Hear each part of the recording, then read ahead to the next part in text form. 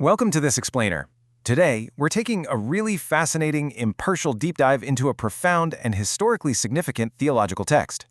We're going to explore a narrative that contrasts human history, our deepest struggles, and the ultimate promise of restoration. Whether you look at this from a theological, historical, or purely philosophical standpoint, the paradigm presented in our source material is incredibly thought-provoking. It attempts to answer some of the biggest questions about why the world is the way it is and how it can actually be fixed. Okay, let's just dive right into the agenda. We'll start with the messy historical context of Paul's letter to Corinth, then explore the framework of the two Adams. From there, we'll analyze the cost of human free will, the last Adam's obedience, and finally, wrap up with the creation of a completely new humanity. Starting right off with Section 1, Paul's letter to Corinth, addressing the mess.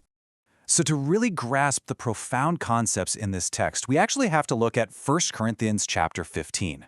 The Apostle Paul is writing to a church in ancient Corinth, and look, according to reports from a group known as Chloe's household, this community was an absolute mess. I mean, we're talking widespread divisions, deep conflicts, moral failures everywhere, and just general spiritual immaturity. People were essentially acting incredibly selfishly, and Paul had this really heavy, heartbreaking task of addressing all these very real, very human failures point by point. But here's the thing. After spending 14 whole chapters dealing with all that chaos, Paul pivots. He doesn't just hand them a list of behavioral rules.